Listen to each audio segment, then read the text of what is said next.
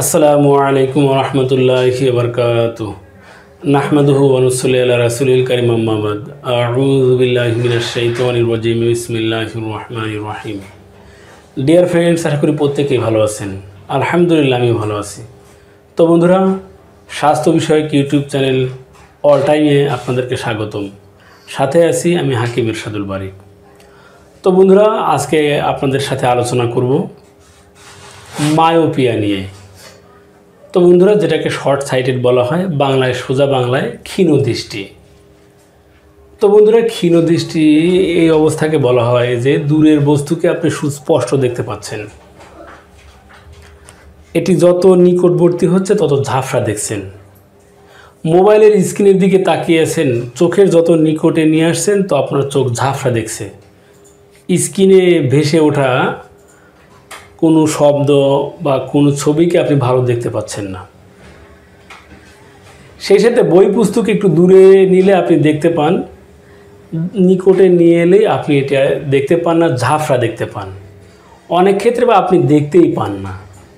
তো বন্ধুরা, এটাকে বলা হয় মায়োপিয়া বা ক্ষীণদৃষ্টি বা শর্ট সাইটেড। তো বন্ধুরা, এই সমস্যাগুলো অনেকগুলো কারণের সমষ্টি, যে অনেকগুলো কারণে এগুলো হতে পারে। যে চলন্ত অবস্থায় কোনো বই পুস্তক পড়তে থাকা, বারবার ঝাঁকি লাগাতে, কর্নিয়া কোনো বস্তুর দিকে স্থির হতে পারে না, বারংবার এটা দূরে সরে যেতে থাকে, অথবা স্বল্প আলোতে লেখাপড়া করা, অথবা অনেক দূরের বস্তুকে বেশি থেকে বেশি দেখতে চেষ্টা করা এরকম। এবং এর অন্যতম প্রধান কারণ হচ্ছে পুষ্টিহীনতা। তো বন্ধুরা, এই সকল কারণেই সাধারণত এই মায়োপিয়া হয়ে থাকে বা শর্ট সাইটেড বা ক্ষীণদৃষ্টি। তো বন্ধুরা, এগুলোর সমাধানে আপনি একদম প্রথমে যখন অনুভব করছেন, সাথে সাথে চিকিৎসার প্রয়োজন নেই। হ্যাঁ, যদি মনে হয় যে আপনার সমস্যাটা জটিল, তাহলে আপনি আধুনিক চিকিৎসা নিতে পারেন, চক্ষুকে পরীক্ষা করাতে পারেন।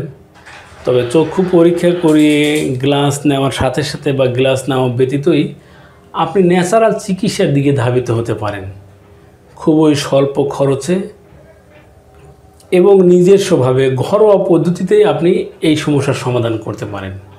আর এই ক্ষীণদৃষ্টির জনিত সমস্যার সমাধানে আপনি দ্বারস্থ হতে পারেন আমলকির। আর এই আমলকি আপনার এই ক্ষীণদৃষ্টি সারাতে গুরুত্বপূর্ণ ভূমিকা পালন করবে। আপনি 10 থেকে 15 মিলি পরিমাণ আমলকির রসকে নিংড়ে নিয়ে এর সাথে সামান্য পরিমাণ চিনি নিয়ে গুলিয়ে প্রত্যেক সকালে একবার, রাত্রিতে একবার, সম্ভব না হলে একবার সেবন করুন। এভাবে 15 থেকে 1 মাস পর্যন্ত নিয়মিত সেবনের ফলে আপনার এই শর্ট সাইটেড জনিত সমস্যার সমাধান হয়ে যাবে।